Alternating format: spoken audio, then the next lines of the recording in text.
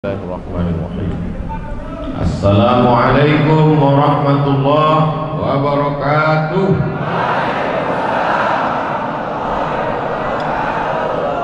Bersyukur kepada Allah Subhanahu wa taala dengan mengucapkan alhamdulillahi rabbil alamin. Berselawat kepada Rasulullah dengan mengucapkan Allahumma shalli ala sayyidina Muhammad wa ala alihi wa sahbihi wa barik wa sallim. Hadratul muhtaramin, para kiai, alim ulama, tuan-tuan guru, tokoh masyarakat, tidak dapat saya sebut satu persatu. Insyaallah kita semua dimuliakan Allah Subhanahu wa taala. Amin ya rabbal alamin. Yang pertama kali dibangun di atas muka bumi ini menurut Al-Qur'an, a'udzubillahi minasyaitonir rajim. Inna awwala baitin, yang pertama kali dibangun di atas muka bumi, awwala baitin wudi'a lin-nasi alladzi bi Bakkah mubarakah. Itulah dia bangunan pertama di kota Bakkah, disebut juga sebagai Makkah, disebut juga sebagai Ummul Qura, Al-Masjidil Haram. Dalam ayat yang lain Allah katakan subhanalladzi asra bi 'abdihi lailan minal masjidil haram ilal masjidil aqsa. Bangunan yang kedua juga adalah masjid, itulah dia Al-Masjidil Aqsa. Sahabat bertanya kepada Nabi sallallahu alaihi wasallam, "Kam bainahuma ya Rasulullah?" Berapa jarak antara keduanya wahai Rasulullah? Antara Masjidil Haram dan Masjidil Aqsa itu berapa wahai Rasulullah? Nabi sallallahu alaihi wasallam menjawab, "Arba'una sanah." 40 tahun. Lalu kemudian setelah datangnya Nabi Muhammad sallallahu alaihi wasallam 13 tahun di kota Makkah Al-Mukarramah, pindah ke Yathrib. Yang pertama kali beliau bangun juga di Kuba, itu adalah masjid. Sampai di Kuba hari Senin. Lalu kemudian pada malam Selasa, malam Rabu, malam Kamis, malam Jumat, 4 malam di Kuba berdirilah satu masjid Kuba. 6 tahun lamanya Nabi sallallahu alaihi wasallam tidak bisa kembali ke kota Makkah Al-Mukarramah. Tahun pertama, tahun kedua, tahun ketiga, tahun keempat, tahun kelima, tahun keenam.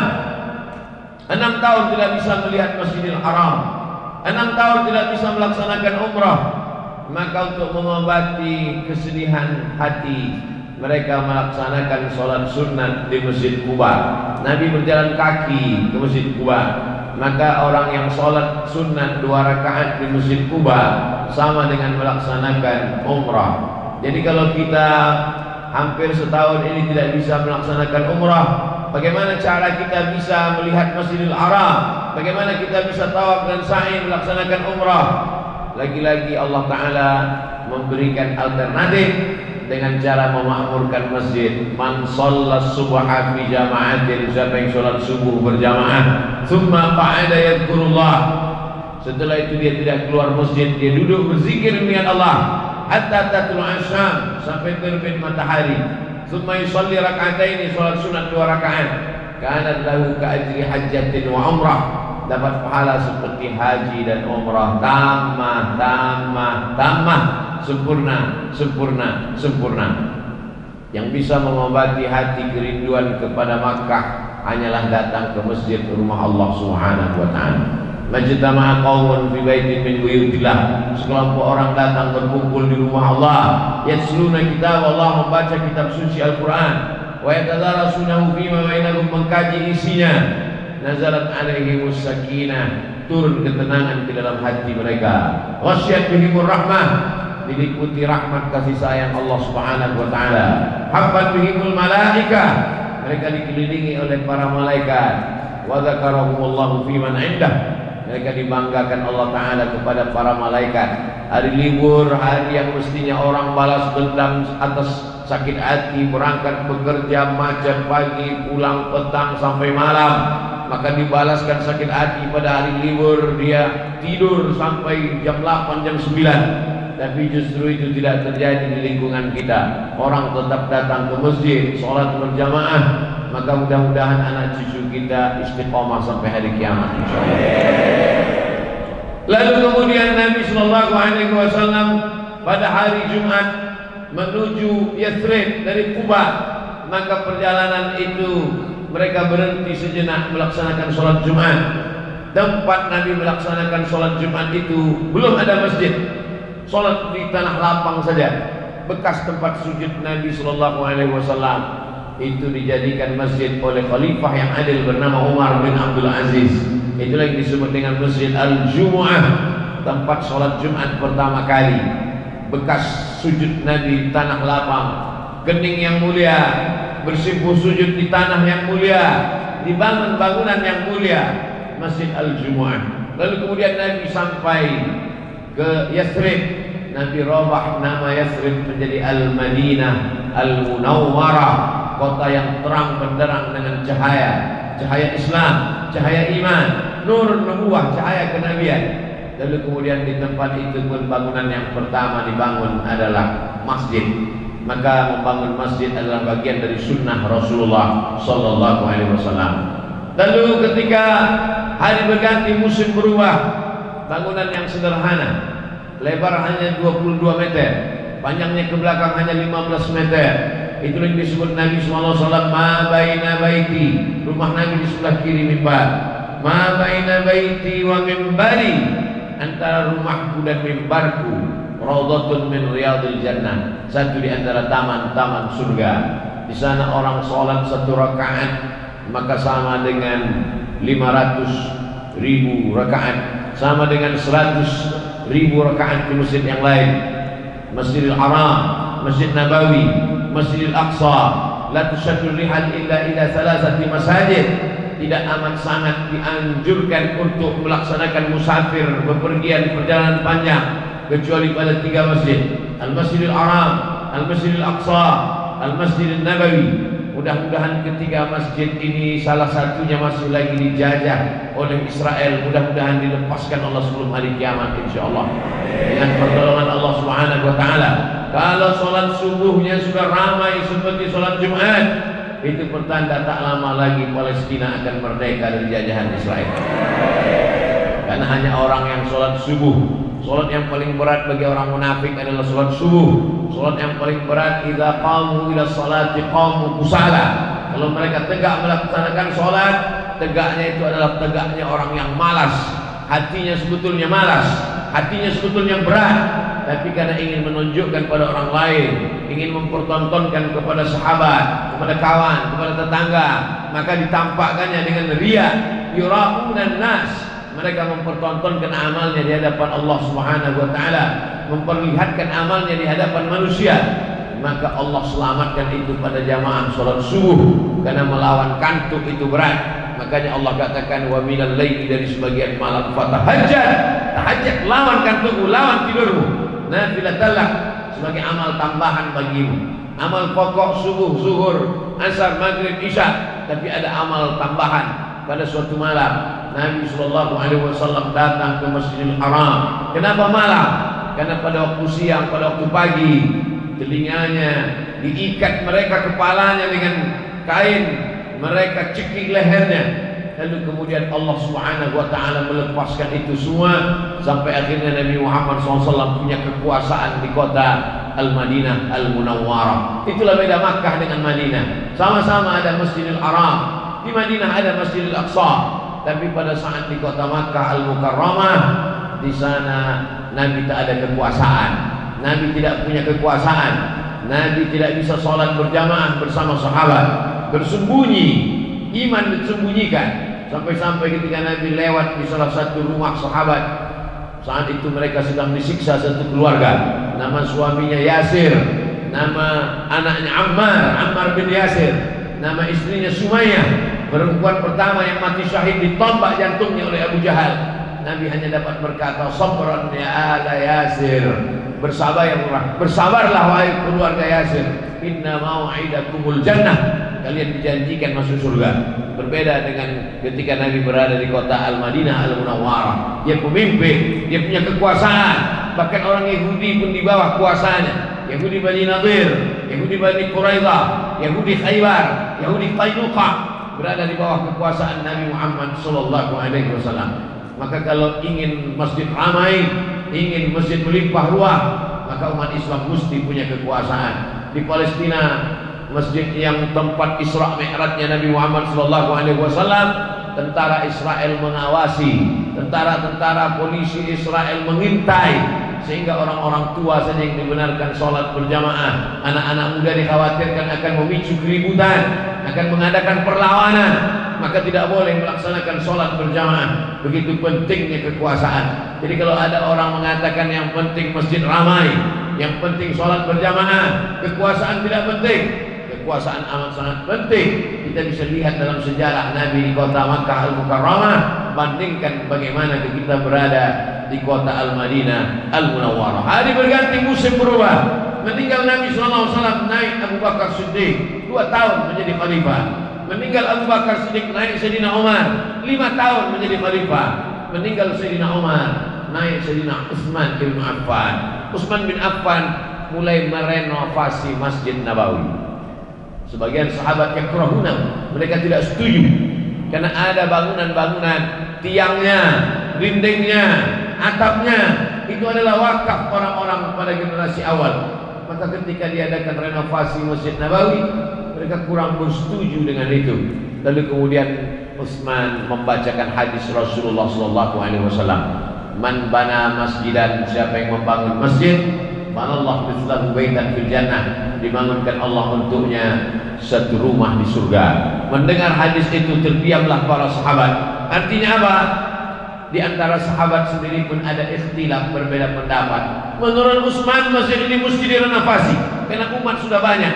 Tapi menurut sebagian sahabat masjid tidak perlu direnovasi.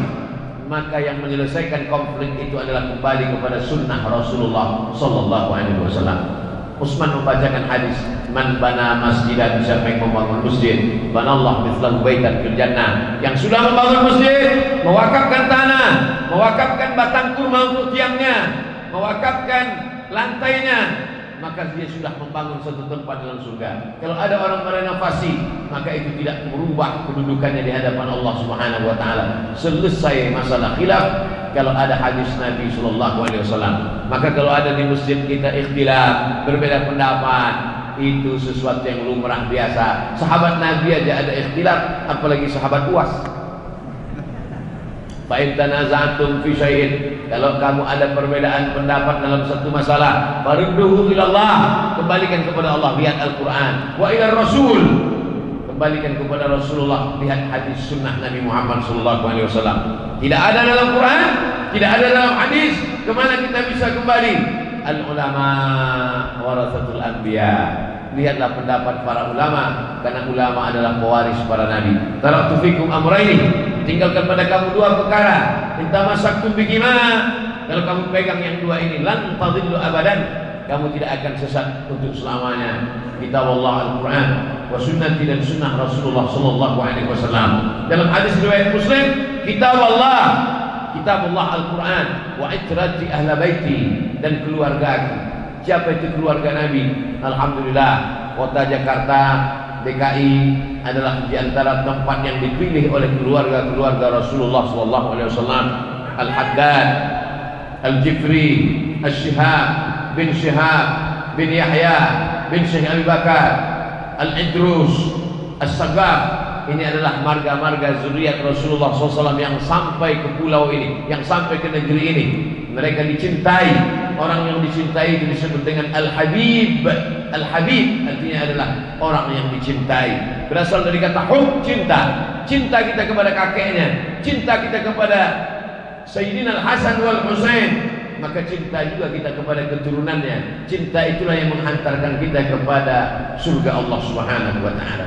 Makanya dalam hadis itu dikatakan 2, berpegang teguh kalian kepada Al-Quran, berpegang teguh kepada sunnah. Tapi sunnah itu adalah hadis yang tertulis di kertas, dia tidak bisa menjelaskan dirinya. Hadis dalam Sahih Bukhari, hadis dalam Sahih Muslim, hadis dalam Sunan Ibn Majah, hadis dalam Sunan Nasa'i, hadis dalam Musnad Ibn Abi Shaybah, Musannaf Ibn Abi Shaybah, hadis dalam Musnad Ahmad bin Hanbal, hadis dalam Muwatta Malik. Dia tidak bisa menjelaskan dirinya. Dia hanyalah tulisan-tulisan di kertas mati. Lalu bagaimana dengan sunnah yang hidup, yang bergerak, yang berjalan? Sunnah yang berjalan itu adalah ada dalam keluarga Nabi Muhammad SAW. Ditamassukihim bisunnah. Kenapa disebut ikuti keluargaku? Karena keluarga Nabi paling mengerti tentang sunnah. Karena keluarga Nabi orang yang mengamalkan sunnah.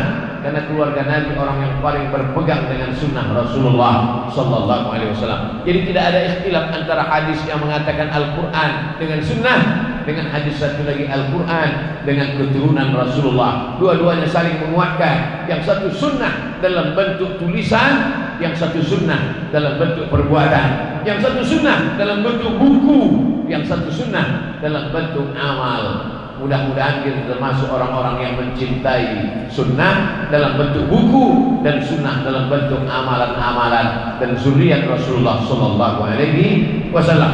Lalu kemudian setelah meninggal para sahabat, bertebaranlah tabi'in ke seluruh penjuru dunia. Bangunan yang pertama mereka bangun adalah masjid. Maka di Nusantara ini pun kita melihat masjid-masjid tua. Di Banda Aceh masih ada masjid tua. Turun ke bawah Medan Sumatera Utara masih ada masjid tua. Turun ke bawah di Provinsi Riau Sumatera Barat, di Bengkulu, di Lampung, Kepulauan Riau masih ada masjid tua. Kalau kita pergi ke Kepulauan Riau sampai ke Batam, menyeberang ke Tanjung Pinang, dari Tanjung Pinang menyeberang lagi ke Pulau Penyengat, masih ada masjid yang dibangun begitu megah dan mewah. Sedangkan tempat kita masjid itu semennya dicampur dengan air. Di sana semennya dicampur dengan putih telur ayam, menunjukkan begitu kayanya. Panjang umur sehat badan, kita adakan kunjungan ziarah ke masjid di Pulau Penyengat insyaallah. Amin. Melihat bagaimana orang-orang zaman dulu memuliakan masjid, sampai-sampai semennya dicampur dengan putih telur ayam. Kuningnya di mana Pak Ustaz? Ya dimakan. Saudara yang dimuliakan Allah Subhanahu wa taala, menunjukkan orang Islam itu kaya raya, hebat, megah, dan itu adalah hadiah dari seorang sultan. Dia bangunkan satu masjid yang cantik di sebuah pulau yang indah, lalu kemudian dia berikan hadiah kepada istrinya sebagai bentuk cintanya. Memberikan hadiah adalah masjid supaya apa? Istana boleh hilang, memang betul-betul hilang. Istana terbuat dari kayu, hilang. Kerajaan boleh hilang, hari berganti, musim berubah, politik berganti, hilang kerajaan-kerajaan, istana musnah, kerajaan musnah. Tapi ada satu yang tetap kekal abadi, masjid. Mengalir pahalanya kepada sultan-sultan, mengalir pahalanya kepada yang pernah membangun, mewakafkan tanahnya, mewakafkan semennya. Lalu kemudian di zaman modern, Presiden Soekarno, apa yang beliau bangun? Yang beliau bangun yang kekal abadi adalah masjid, Masjid Istiqlal. Masjid terbesar se-Asia Tenggara, Malaysia, Brunei Darussalam, Patani Thailand Selatan, Moro Filipina, dikumpulkan negeri-negeri Asia Tenggara, Muslim terbesar Singapura, tapi masjid yang paling terbesar adalah Masjid Istiqlal. Betul, hari berganti, musim berubah, orde lama tumbang, naik orde baru pun tumbang, masuk reformasi, tapi ada yang tidak tumbang. Masjid yang dibangun oleh orde lama, Masjid Istiqlal, masjid yang dibangun oleh masjid orde baru, Masjid At-Tin, dan Masjid Muslim Pancasila dengan ciri khas kubahnya.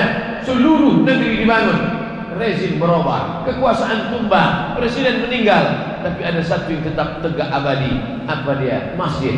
Maka kalau mau kekal abadi, jangan kekalkan dengan kekuasaan, tapi kekalkan dengan membangun masjid. Maka berlomba-lomba membangun masjid. Salah satu masjid yang masih tetap tegak kekal abadi hari ini adalah masjid yang kita tempati hari ini, yang kita laksanakan sholat berjamaah. Enak aja Ustaz sholat kita sholat berjamaah. Ustaz sendiri nggak ikut. Saya sholat berjamaah juga. Sholat berjamaah. Masjid ini dibangun pada tahun 1998. Diresmikan tahun 2018, selama 20 tahun dengan jumlah lupa saya berapa miliar, tapi yang jelas, oh masya Allah ada jamaah di atas. Kubahnya, keramiknya, kipas anginnya, televisinya, kaligrafinya megah, tak ada kurang satu apapun masjid ini. Kipasnya tak terlalu kuat, tapi anginnya dingin sekali. Luar biasa masjid ini. Nah, ini masjid ini semua orang yang berkontribusi dari mulai mewakafkan tanahnya, memberikan keramiknya, saking berlebihnya ini batu marmer tak tahu lagi di mana mau dipasang, ditempel ke dinding. Baik, masjid-masjid lain ini menunjukkan masyarakat sekelilingnya ini masyarakat yang kaya raya. Dari takbirnya puas gitu. Allahu Akbar. Itu dia. Kalau takbirnya slow kata setan, ini serius apa enggak? Masya Allah, tabarakallah. Jadi sebenarnya masyarakat mau menyampaikan pesan ke anak cucu mereka. Nanti generasi kedua, generasi ketiga, setelah 4 tahun, 50, 60 tahun, cucu-cucu mereka akan berkata, ternyata nenek moyang kami, kakek buyut mbah kami adalah orang-orang kaya. Maka mereka pun semangat mencari rezeki. Tapi mencari rezeki itu orientasinya bukan dunia. Kita tidak selesai. Rumah baru, mobil baru, sepatu baru, baju baru, sudah selesai dengan kita. Kita adalah orang-orang yang zuhud. Orang zuhud itu apa? Orang zuhud itu adalah ada uangnya, ada hartanya, tapi tidak dia pakai untuk memperturutkan hawa nafsunya. Duitnya banyak, tapi dia tidak sibuk outfit dengan sepatu baru, baju baru, jaket kulit nyamuk. Kalau ada orang pakai jaket kulit buaya itu biasa, jaket kulit ular sawah itu biasa. Nyamuk dikumpul. Bisa jaket kulit nyamuk harga 300 juta. Hanya untuk mempertontonkan di hadapan orang, ini loh, saya punya sesuatu yang kamu tidak punya. Itu orang yang memperturutkan hawa nafsu. Sedangkan orang yang zuhud adalah ada uangnya, ada duitnya, tapi tidak dia pakai untuk itu. Justru dia pakaikan untuk membangun masjid. Itulah orang yang zuhud. Tapi sekarang orang berpandangan zuhud adalah, itu loh Pak Ustadz, ada orang zuhud pakaiannya koyak, sobek-sobek, compang-camping, dia nggak punya apa-apa. Itu loh Pak Ustadz zuhud. Itu bukan zuhud, itu fakir miskin, bodoh.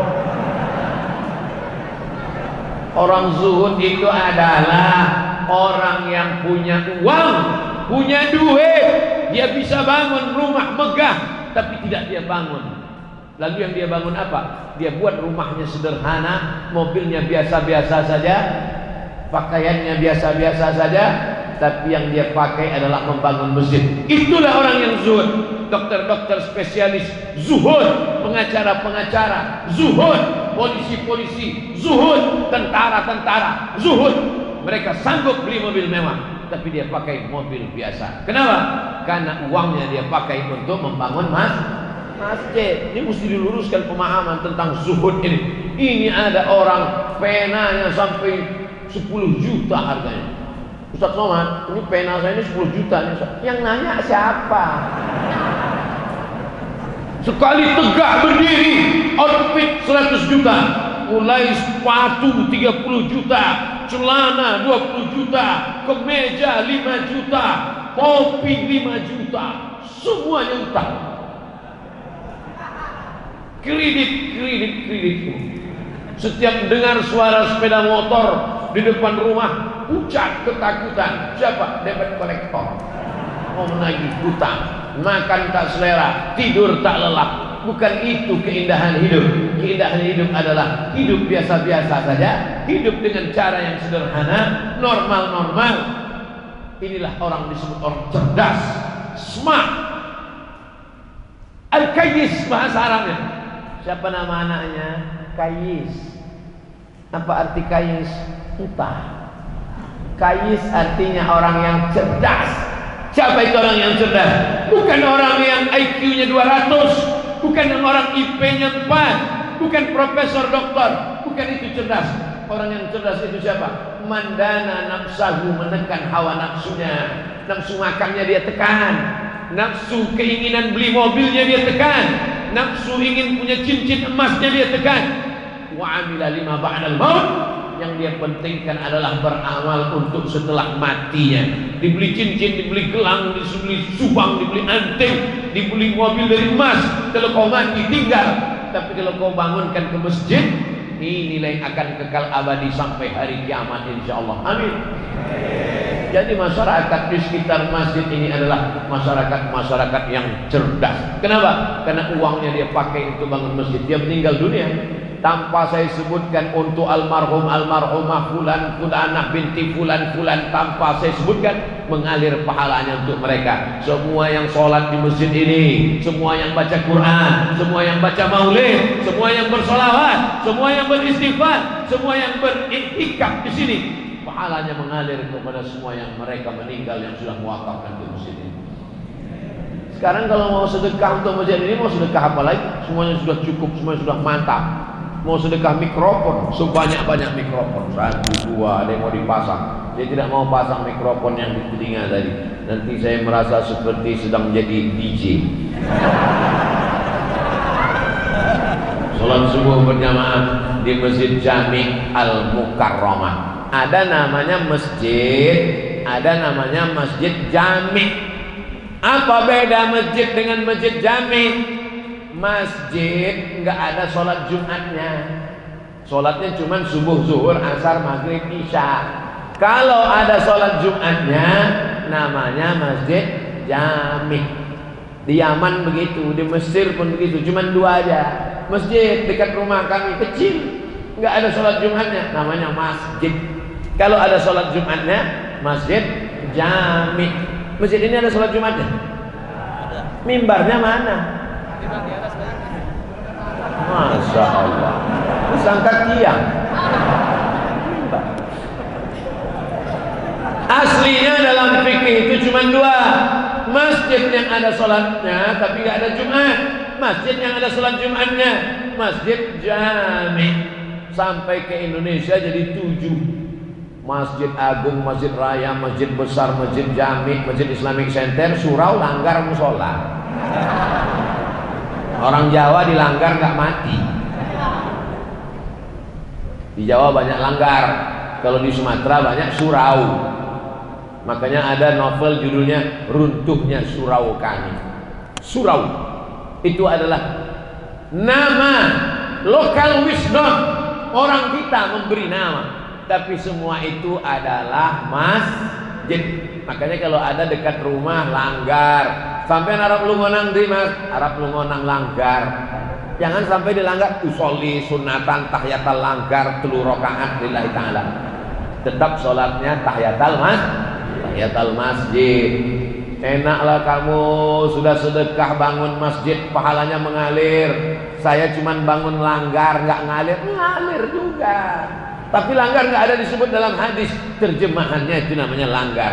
Jadi jangan benturkan antara budaya. Budaya ini juga adalah bagian dari budaya umat Islam di Indonesia. Nanti kalau ada orang bertanya, Ustaz Somad, ada langgar di zaman Nabi? Enggak ada.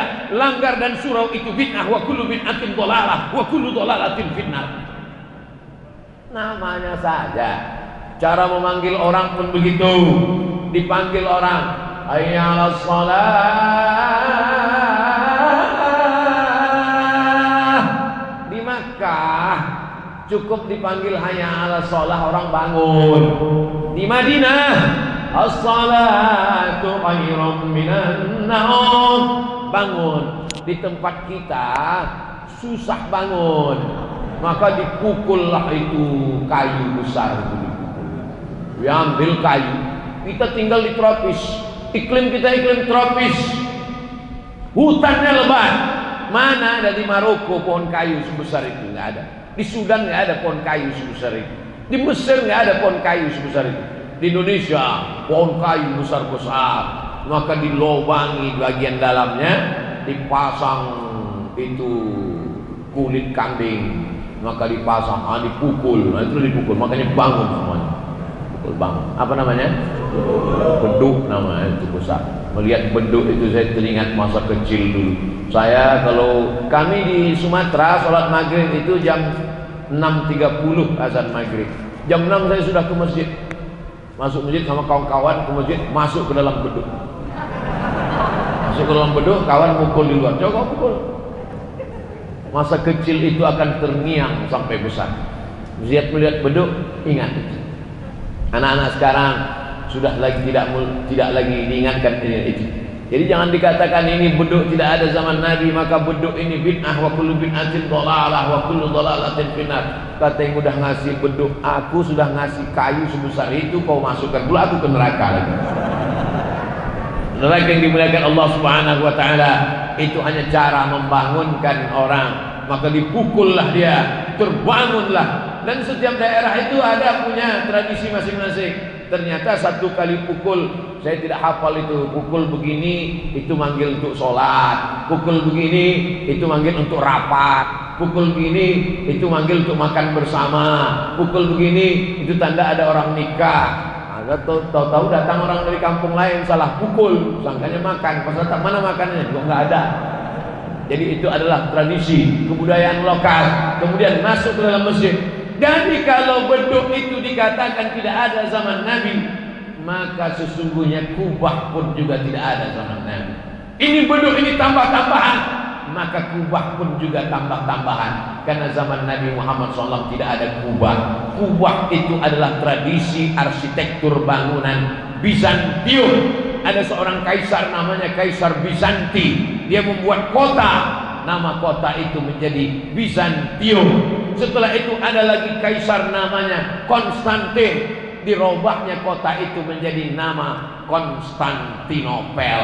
Kotanya sama tapi berbeda kaisar. Begitu raja-raja zaman dulu, kalau dia mau buat satu kota, dibuatnya atas nama dia. Andai saya nih kaisar, raja, saya buat nama kota itu kota Somadium. Nama dia Bizanti, dibuatnya kota, dirobahnya kota itu bernama Bizantium. Ciri khas bangunan Bizantium ada tiang melengkung. Jadi selama ini ada tiang-tiang, dibuat tiang melengkung dengan batu-batu yang disusun. Batu itu dipotong, bagian bawahnya kecil, bagian atasnya besar, lalu disusun melengkung sehingga batu itu tidak jatuh ke tengah. Bisa lihat, jangan lihat sekarang, nanti lihat di Google arsitektur ciri khas Bizantium, bangunan tiang melengkung. Maka dibuatlah tiang melengkung. Itu baru ada ketika Islam sampai ke negeri-negeri jajahan Bizantium. Sebelum itu di kota Makkah tidak ada kubah. Waktu itu atap Masjid Nabawi itu hanyalah pelepah korma yang disusun-susun datar saja. Lalu kemudian dari mana itu datang menara? Menara diambil dari kata nar. Nar artinya api. Menara, tempat api di atas, tempat api di tepi laut Mediterania. Ketika orang naik kapal, dia tidak tahu mana tepian. Di tengah malam, maka dipasanglah api di tepi pantai.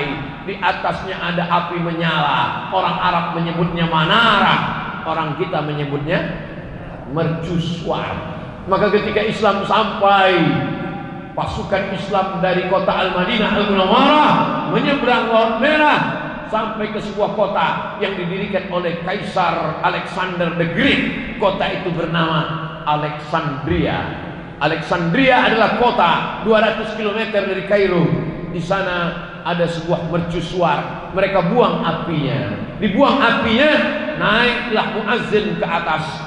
Dia azan dari atas, Allahu Akbar, Allahu Akbar. Suara lebih kuat karena lebih tinggi. Itulah asal muasal ma'zanah, tempat azan. Bilal tidak pernah azan di atas menara, karena zaman Nabi tak ada menara. Bilal azan di atas satah, di atas atap rumah orang di kota Al-Madinah Al-Munawwarah. Jadi bangunan-bangunan ini adalah tambahan setelah Nabi Muhammad SAW meninggal. Kubah bukan diajarkan Nabi, menara bukan dibuat Nabi. Tapi sekarang kalau sudah masjid, seolah-olah menara dengan kubah adalah rukun masjid. Ini menunjukkan Islam boleh mengambil arsitektur bangunan. Maka kita lihat di Bandung ada masjid dengan arsitektur saudara kita dari Tionghoa, Masjid Chengho. Ada di Semarang. Lalu kemudian di Makassar saya pernah ceramah di masjid Cina. Ini boleh mengambil. Ini kenapa? Karena Islam tidak mengarangkan bangunan arsitektur selama tidak mengambil akidahnya, selama tidak mengambil keyakinannya. Yang diambil hanya bangunannya. Yang selama bagus-bagus tidak salah. Apa bagusnya kubah? Maka dengan arsitektur melengkung kubah, di tengah tidak ada tiang. Apa bagusnya menara? Dengan adanya menara, maka muazzin lebih leluasa, suaranya lebih sampai ke telinga jamaah. Zaman dulu muazzin itu naik ke atas. Zaman sekarang muazzinnya di bawah, suaranya yang ke atas. Yang menyampaikan suara ke atas siapa? Kabel. Saya cukup ke kabel. Allahu Akbar. Ada juga suara walaupun kecil. Allahu Akbar, Allahu Akbar, sampai suara. Setelah itu imam pun meletakkan mikrofon ke bajunya. Setelah itu imam pun sholat. Allahu Akbar. Setelah itu salam. Assalamualaikum warahmatullahi. Muncul masalah baru. Apa masalahnya? Ternyata kabel imam sampai ke atas menara. Di atas menaranya banyak tai burung. Pak Ustadz, boleh nanya? Boleh. Apa hukumnya imam sholat, kabel yang nyangkut di bajunya ada tai burung sampai ke atas? Memunculkan masalah fikih baru. Gimana pertanyaan Pak Ustadz? Apa jawabannya? Orang saya yang nanya, masa saya yang jawab? Sudah dibahas dalam pembahasan para ulama. Saya hanya ingin menceritakan bahwa ketika kita belajar peradaban Islam, maka Islam tidak mengharamkan sesuatu yang tidak ada pada zaman Nabi Muhammad sallallahu alaihi wasallam. Jadi jangan membuat suatu masalah baru. Masjidnya sudah bagus, masjidnya sudah cantik, kita tinggal menikmati meramaikannya saja, maka kita tinggal memakmurkan masjid. Siapa yang memakmurkan masjid ini? Innama ya'muru masajidallah. Orang yang memakmurkan masjid ini man amana billah, beriman kepada Allah, wal yaumil akhir, percaya bahwa dunia ini akan kiamat, wa aqamas shalah, dia menegakkan salat, wa ataz zakat, dia bersedekah, berzakat, berinfak, berwakaf, wa lam yakhsha illallah, dan dia tidak takut kepada yang lain, takutnya hanya kepada Allah. Kita doakan anak cucu kita memakmurkan masjid sampai hari kiamat. Makanya doa Nabi Ibrahim alaihissalam, Rabbi ja'alni muqimas shalah, jadikan aku orang yang menegakkan salat, wa min dzurriyyati, sampai anak cucu keturunanku orang yang menegakkan salat. Rabbana wa taqabbal du'a. Bapak-bapak yang istrinya hamil, Rabbi ja'alni muqimas shalah. Ibu-ibu yang sedang mengandung, Rabbi ja'alni muqimas shalah, jadikan aku orang yang menegakkan salat sampai anak cucu keturunanku. Tak ada gunanya. Anak kamu berapa? 3. Yang pertama pejabat, yang kedua orang kaya, yang ketiga bisnismen. Tiga-tiganya tak sholat, neraka jahanam tempatnya, menjadi keraknya api neraka. Masalakakum fi saqar, mengapa kalian tidak? Mengapa kalian masuk ke dalam neraka saqar? Neraka itu pun ada nama-namanya. Ada neraka jahanam, ada neraka saqar. Masalakakum fi saqar, mengapa kalian masuk neraka saqar? Penghuni neraka saqar menjawab, lam naku minal musallin, kami tidak sholat. Makanya kalau ada tetangga, kawan, sahabat, teman satu grup WhatsApp, berikan kabar kepada mereka, kau yang tak sholat enggak apa-apa, masih banyak seat kosong di sakor. Kalau seorang bapak punya anak gadis mencari mantu, yang dicari adalah sholatnya. Idza ja'akum man tardawna dinahu, kalau kau lihat anak muda itu bagus agamanya, rajin dia sholat, wa khuluquhu, baik akhlaknya, fazawwijuhu, nikahkanlah dia. Berapa banyak orang yang dilihat karena mobilnya, dilihat karena pekerjaannya, karena PNS-nya, karena BUMN-nya, karena dia pegawai, karena dia pejabat, tapi ternyata tidak sholat, tak ada kenikmatan hidup, tak ada qurrata a'yun, sejuk dipandang mata. Tapi berapa banyak orang yang biasa-biasa saja, tapi karena dia sholat, dunia kau kejar, akhirat belum tentu kau dapat. Tapi kalau akhirat yang kau cari, maka dunia akan bersimpuh di bawah tapak kaki. Ini pelajaran buat kita bersama. Masjid yang sudah besar, yang sudah cantik, yang sudah indah, ini bukan dibangun dengan bim salabim abrakadabra. Ini bukan dibangun dengan kertas, ini bukan dibangun dengan daun, ini dibangun dengan jerih payah, keringat, tetes air mata dan darah. Maka kita yang sudah menikmatinya tinggal melaksanakan sholat berjamaah, rajin etika, diisi dengan tabligh akbar, ini semua yang akan menjadi amal soleh buat kita semua. Anak-anak muda, semangat cari duit, semangat bisnis, semangat entrepreneur. Kalau sudah punya uang, bangun masjid. Bangun masjidnya besar seperti ini, bangun masjidnya 2 lantai seperti ini, supaya tidak campur aduk laki-laki dengan perempuan. Bangun masjidnya cantik seperti ini, supaya apa? Supaya kita bangga menunjuk, mana masjid kalian? Tuh masjid kami. Yang mana?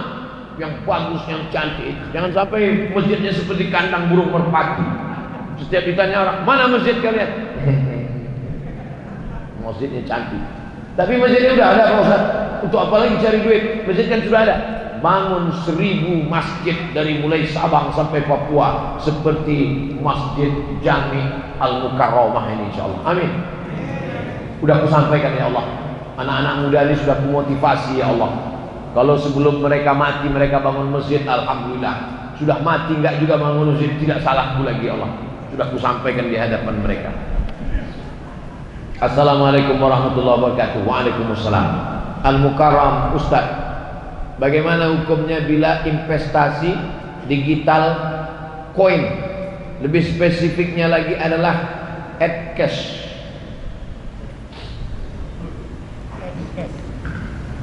Dulu awal-awalnya jual belinya, bapak punya padi, saya punya ikan.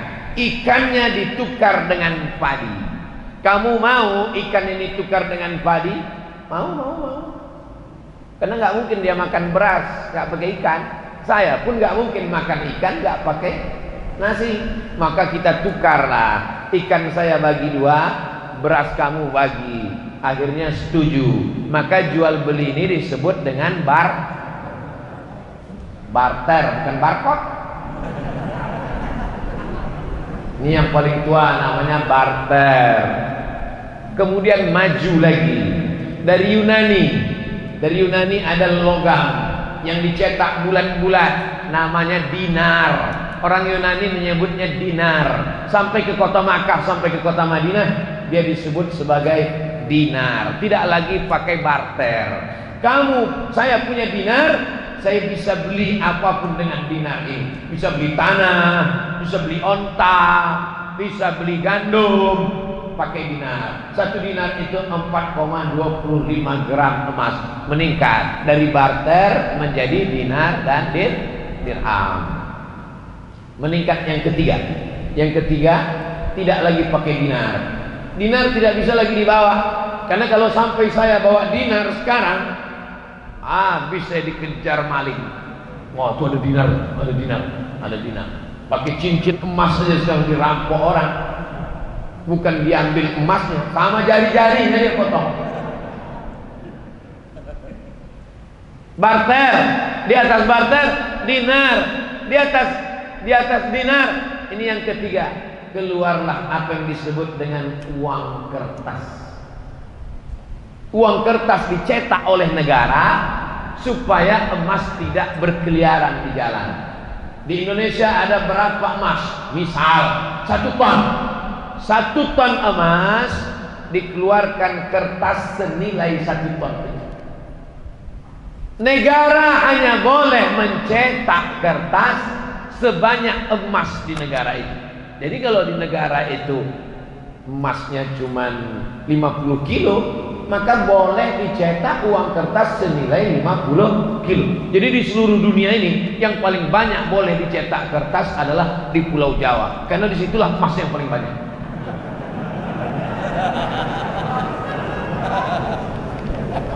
Lalu kemudian Amerika mencetak kertas lebih banyak dari emas yang ada di negara. Ini yang pertama kali melanggar di dunia ini, Amerika. Dia cetak kertas, ternyata nilai emasnya tidak sebanyak itu. Di Amerika itu emas tidak terlalu banyak. Kenapa sekarang emas paling banyak di Amerika? Bukan dari tanah Amerika. Emas itu dibawa dari Papua, karena dia punya perusahaan di Papua. Dia sedot emas itu dia bawa. Lalu kemudian Amerika melanggar itu. Dia cetak kertas banyak-banyak, emasnya tidak sesuai dengan itu. Tapi karena dia punya kekuasaan, dia menguasai dunia, akhirnya boleh negara mencetak uang kertas walaupun tidak senilai dengan emas yang ada di sini. Sudah 3, barter, dirham, dinar, kertas. Sekarang puncaknya yang keempat, ini yang disebut dengan duit digital, digital money. Produknya banyak, macam-macam, sama dengan uang kertas. Namanya uang kertas, tapi ada rial, ada ringgit, ada rupiah. Nah sekarang yang keempat ini digital money, money crypto. Jadi macam-macam dia. Duitnya nggak ada. Kalau kertas tadi masih ada kertasnya. Ini kertas, ini kertas. Yang ini digital money. Uangnya tuh di alam goib, nggak ada. Tapi dia punya, adanya cuma di handphone, cuma di laptop, disimpan di suatu tempat. Maka kesepakatan pertemuan ulama di Universitas Darussalam Gontor Ponorogo, ketemulah di situ pakar-pakar ekonomi Islam. Kesepakatannya 2. Yang pertama, sebagai alat tukar bisa. Sebagai alat tukar. Misalnya saya mau jual mobil saya, datang jamaah dari Masjid Jami Al-Mukarramah. Ustaz Somad, ya saya mau beli mobil Ustaz. Mana uangnya? Uangnya di alam gaib Ustaz. Saya pakai uang digital sebagai alat tukar. Kalau saya mau, boleh. Saya terima uang digital kamu, ini kirim ke sini, saya simpan di akun ini, boleh sebagai alat tukar. Tapi sebagai alat investasi sebaiknya tidak. Kenapa sebaiknya tidak? Karena nilainya tidak stabil. Uang kertas saja pun nilainya tidak stabil. Uang kertas mengalami resesi. Uang kertas mengalami apa yang disebut dengan nilainya tak sama, jatuh. Harga kambing zaman Nabi dengan zaman sekarang pakai uang dinar sama. Karena emas itu stabil. Makanya orang sekarang berbondong-bondong menyimpan emas. Emas tetap naik. Emas dulu 1 gram 500.000. Sekarang emas sudah 1 juta. Nanti berganti zaman, berganti. Sedangkan uang, makanya kalau ada orang pinjam uang, saya pinjam uang kamu 100.000 tahun 2020, dibayar tahun 2030 dengan 100.000, mau apa enggak? Saya enggak mau. Karena dalam 10 tahun itu terjadi inflasi, nilai uang itu jatuh. Tapi kalau emas tidak jatuh, emas stabil. Nah, jadi ada satu usaha mau mengembalikan umat Islam ini kembali pakai emas, pakai mata uang emas. Kalau Eropa bisa pakai satu mata uang euro, umat Islam juga bisa pakai mata uang emas, dinar. Bisa atau tidak bisa? Bisa. Tapi umat yang paling bisa disatukan itu umat Islam. Tuhannya berapa? 1. Qul huwallahu ahad. Nabinya berapa? 1. Asyhadu anna Muhammadan Rasulullah. Kiblatnya berapa? 1. Orang Islam sholat arahnya di dunia ini cuma 1. Tapi yang paling sulit disatukan umat Islam. Subuh aja udah mulai. Satu pakai kunut, satu enggak kunut. Satu pakai usolli, satu enggak. Yang satu telunjuknya gini, yang satu gini. Betul? Makanya kita jaga persatuan. Masalah sepele-sepele ini jangan sampai merusak persatuan. Kesimpulannya, money crypto, uang digital sebagai alat tukar oke, tapi sebagai investasi, kalau beberapa pemain money crypto kehilangan uang. Bapak Ibu ikut tak berita? Si fulan artis terkenal kehilangan uang digital karena kehilangan karena sebagai alat investasi. Ini paham? Anu bukan aja Pak. Andai kata kita mau mengkurbankan anak angkat, mau dipotong. Binnya kita pakai bin ayah angkat atau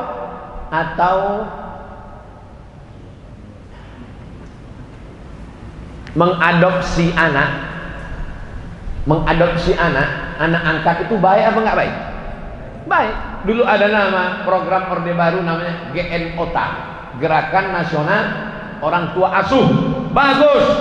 Anak-anak yang miskin, susah, duafa, anak yatim disekolahkan, bagus. Mengadopsi anak bagus. tapi ada 3 yang dilanggar dalam ajaran Islam, dalam adopsi anak. Yang pertama, anak angkat itu dipakai bin bapak angkat. Nggak boleh. Zaid bin Muhammad, turun ayat. Maka Muhammadun aba ahadin min rijalikum. Muhammad bukan bapak kamu. Nggak boleh panggil Zaid bin Muhammad. Nabi Muhammad punya anak namanya Zaid, dipanggil Zaid bin Muhammad. Turun ayat melarang.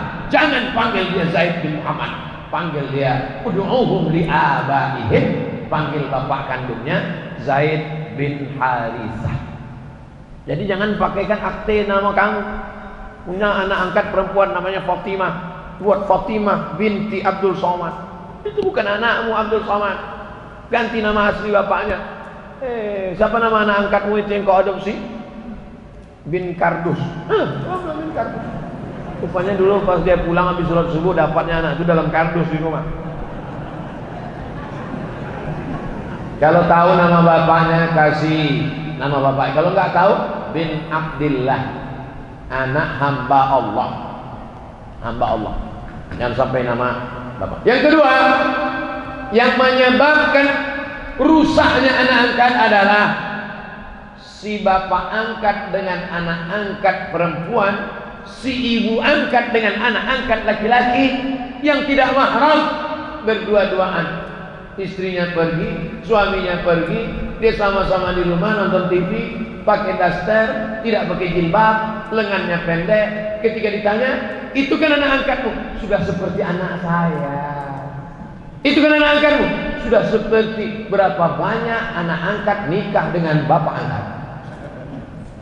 Berawal dari macam anak saya, macam adik saya, berakhir dengan macam-macam. Waspadalah, terutama ibu-ibu, waspadalah. Yang ketiga, yang menyebabkan rusaknya anak angkat, si bapak angkat menuliskan surat wasiat. Dia menikah, nggak punya anak, dia ambil anak angkat, dia tulis surat wasiat. Semua hartaku kuserahkan pada anak angkatku. Adapun saudara-saudara kandungku itu, sendal jepitku pun tak kukasih untuk dia. Tak boleh. Kalau saya tidak punya anak, maka saya meninggal, harta warisan saya akan diwarisi oleh saudara kandung. Ini banyak orang saudara kandungnya dia benci, tidak dikasih harta warisan, dihabiskan semua oleh anak angkat. Celaka 12. Surat-surat tanah, surat mobil diambil semua oleh anak angkat, habis. Kalau sayang sama anak angkat bisa dikasih 2. Pertama, hibah. Yang kedua, wasiat. Apa beda hibah dengan wasiat? Hibah dikasih ketika masih hidup. Itu ruko yang di sana untukmu, ambil. Tapi kalau wasiat, itu ruko yang di sana untukmu, tunggu aku mati. Itu namanya wasiat. Makanya kalau dapat wasiat jangan senang dulu. Banyak orang yang udah mau mati pas ngasih wasiat, nggak mati-mati.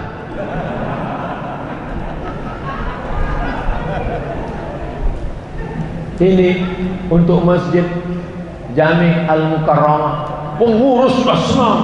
Alhamdulillah dapat rukun 3. Dia udah segeratul maut. Begitu, gimana kabarnya? Sehat, mana udah pulang. Nggak jadi. Bagaimana cara kita menunjukkan cinta kepada ulama jika kita sebagai PNS ASN? Kamu kan punya atasan. Tunjukkan cintamu dalam, jangan diperlihatkan. Ini update status. Udah tahu PNS ASN, update status di video. Takbir, itu ditangkap. Pak ngerti lah, paham. Datang pas nggak ada orang, datang. Assalamualaikum Habib, cium tangan. Pasti kan nggak ada kamera. Doakan panjang umur, sehat badan. Ya pandai-pandai. Pandai itu penting. Pandai-pandai lebih penting. Ustaz Somad berani. Saya nggak ya PSN, PNS. Dulu pernah PNS. Saya Ibu Fulan ingin bertanya. Pernah seorang sahabat saya melihat postingannya di FB tidak pakai jilbab. Selalu dia buka tutup jilbabnya. Saya tanyakan kemana jilbabnya. dia bilang yang penting hatinya baik. Bagaimana nih menurut Pak Ustadz? Saya khawatir nanti anak dia nggak pakai celana. Ini kan maknya nih. Pepatah kita mengatakan kalau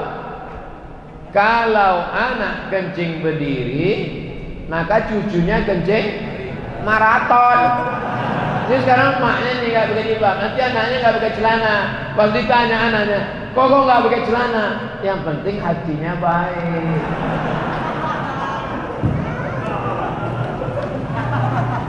Saya tanya, apakah Sayyidatuna Aisyah itu hatinya nggak baik? Istri Nabi itu Aisyah, istrinya baik, hatinya baik apa nggak baik? Baik. Dia pakai hijab nggak? Ada nggak Aisyah mengatakan dibukanya hijab? Aisyah, kenapa nggak pakai hijab? Aku kan istri Nabi, hatiku kan baik. Kalian semua kan anak-anakku. Wa azwajuhu ummahatukum. Istri Nabi itu adalah ibu kamu. Aisyah itu ibu kita. Tapi dia tetap pakai hijab. Kenapa? Allah yang nyuruh. Ya ayyuhan nabi, wahai Nabi Muhammad SAW, qul li azwajika, katakan kepada istrimu, wa banatika, katakan kepada anak perempuanmu, wa nisa'il mu'minin, katakan kepada perempuan yang beriman, yudnina alaihinna min jalabibihin, hendaklah mereka memanjangkan kerudung mereka. Dulu kerudungnya tutup kepala, tapi lehernya enggak kelihatan. Pakai ini. Itu pakai cadar itu kan tradisi jahiliyah. Pakai cadar, pakai jilbab itu tradisi jahiliyah. Dulu turun ayat, khudhu zinatakum inda kulli masjid. Kalau kamu mau ke masjid, pakailah pakaian. Kalau kamu mau ke masjid, pakailah pakaian. Apa maknanya? Waktu itu orang jahiliyah tawafnya uryanun tolik, telanjang bulat. Orang jahiliyah dulu nggak pakai pakaian, maka datang Islam mengajarkan pakaian. Maka setiap mau ke masjid disuruh, ya ayyuhalladzina amanu, hai orang beriman, kalau kamu mau pergi ke masjid, khudhu zinatakum inda kulli masjid, berpakaianlah. Itu ajaran Islam. Jadi jangan ikut-ikutan status orang, itu yang dia sampaikan. Bacalah Al-Quran, ngaji sama para kiai, para ulama. Assalamualaikum Ustaz. Waalaikumsalam warahmatullahi wabarakatuh. Bagaimana cara menyikapi para penghina Rasul dan para zuriat Nabi?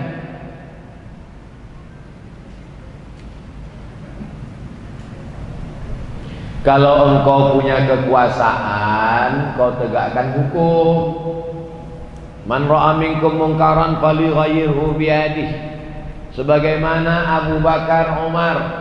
Abu Bakar mengirim pasukan kepada penghina Rasul di kampung namanya Yamamah. Nama orangnya Musailamah. Kirim pasukan. Dipancung kepala Musailamah. Yang memancung namanya Wahsy. Wahsyilah dulu yang membunuh Hamzah bin Abdul Muttalib.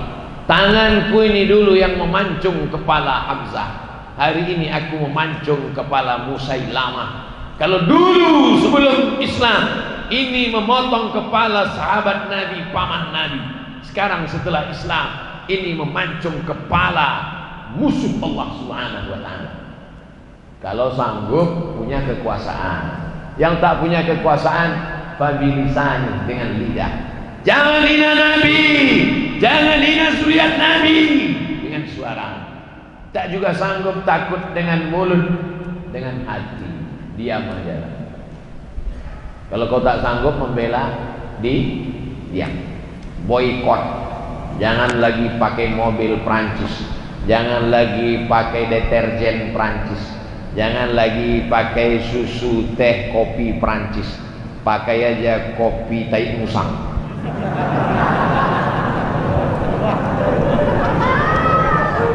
produk Indonesia.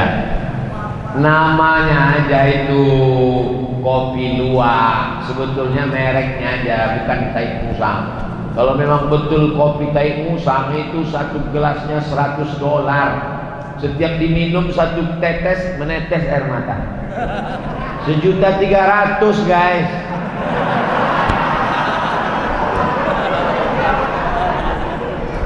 Jadi apa, ketika Denmark dulu membuat karikatur Nabi, Denmark dulu yang pertama, waktu itu Syekh Muhammad Said Ramadan Al-Buti masih hidup. Coba ketik di YouTube Syekh Muhammad Said Ramadan Al-Buti, orang Suriah, ceramahnya lembut. Syekh Muhammad Said Ramadan Al-Buti kalau ceramah lembut.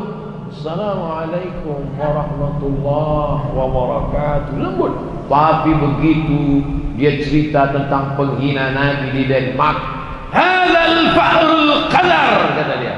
Ini adalah tikus-tikus yang kotor, najis. Jangan kalian biarkan produk-produk Denmark berada di rumah kalian, di WC kalian, di kamar mandi kalian. Illa Rasulullah, semua tidak apa-apa kecuali Rasulullah. Jangan sampai kalian hina Nabi Muhammad sallallahu alaihi wasallam. Ulama jangan sampai dihina. Kalau agamamu dihinakan, ulamamu dihinakan, dan kau diam, maka gantilah bajumu dengan kain kapan. Kata Haji Abdul Malik Karim Amrullah, Buya Hamka, bukan kata saya ngutip-ngutip pendapat mereka aja. Saya kalau ceramah itu nggak pernah menurut saya, menurut ulama, menurut Habib, menurut Kiai, supaya nanti kalau disalahkan Allah di akhirat, ini katamu Abdul Somad. Enggak.